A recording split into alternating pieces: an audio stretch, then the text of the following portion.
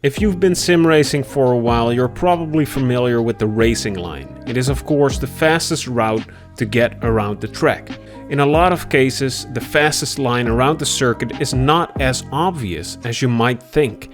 That's why today we're going to discuss the fundamentals of the racing line, how to find it, analyze how much of a difference it makes using the TrackTitan platform, and we'll highlight some key points you should be aware of when you're trying to optimize your racing line.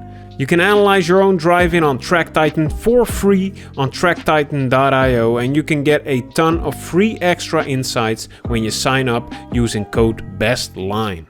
Be sure to subscribe if you don't want to miss our weekly sim racing guides that help thousands of sim racers get faster. The racing line is the fastest way to get around a corner, but there are lots of different corners that require a lot of different approaches, so we adjust our racing line based on each type of corner. The main thing you gotta keep in mind to understand racing lines is grip.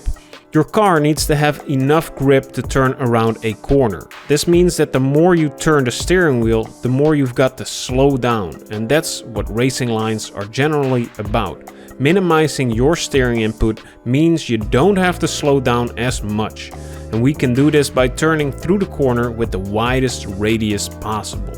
When we check out this hairpin at Suzuka, we can really see the difference. A ton of beginners aim for the inside of the corner early, then coast around the apex and get on the power to exit the corner. The thinking here is that the shortest distance around the corner is also the fastest. But when we analyze this approach with TrackTitan, we might come to a different conclusion.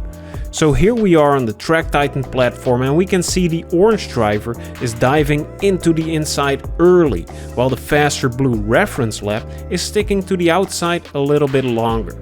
When we analyze the speed chart, we can see that the orange driver has to slow down a lot more to get their car around the corner, losing them almost half a second in this corner alone. And you can analyze your own driving to find the racing line or other mistakes you might be making on TrackTitan for free, and get a few nice extras for a month when you sign up with code BESTLINE. And now that we know the basics of the racing line, let's talk about how we can actually find it. First, we're gonna break down the corner into three phases: entry, apex, and exit. In the entry phase, we want to gradually start turning in after slowing the car down during the braking phase. When we approach our maximum steering angle, we want to get as close to the apex as possible. When we've passed the apex, we want to maximize our exit speed onto the following part of the track, and we can do this by gradually getting back on the power while we steer the car back into a straight line. In this example, we've used a symmetrical racing line. The curve is the same on the entry as on the exit. But when you're racing, you want to slightly adjust your racing line to favor a faster, more straightened exit.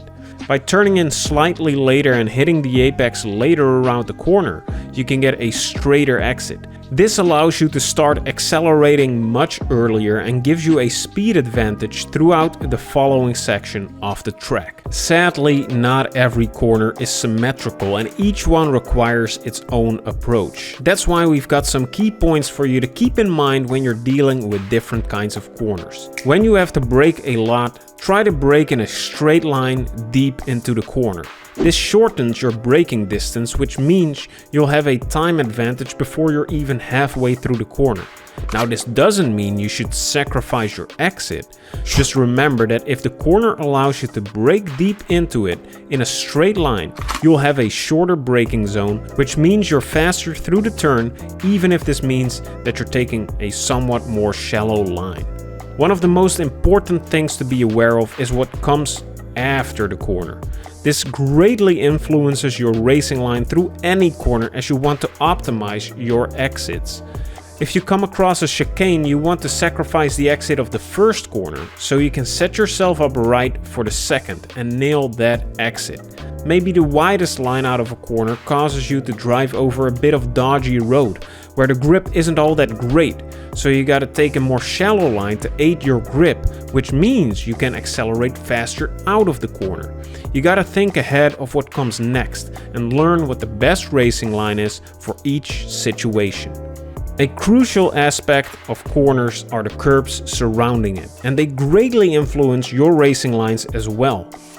Maybe a wider line means you're getting on the curb in the braking and exit zones, but you gotta know if these curbs don't mess up your traction in the process. You can cut over some apex curbs, which allows you to have a wonderfully wide line through the corner, but other apex curbs can utterly destroy your car and send you flying. It's important to know which curbs are safe when you're planning out your racing lines. We hope you've learned something from this video. Let us know in the comments down below what topics you want to see covered next, and head over to tracktitan.io to see how analyzing your laps can make you faster for free when you sign up using promo code BESTLINE. Thanks for watching, and we'll see you in the next video.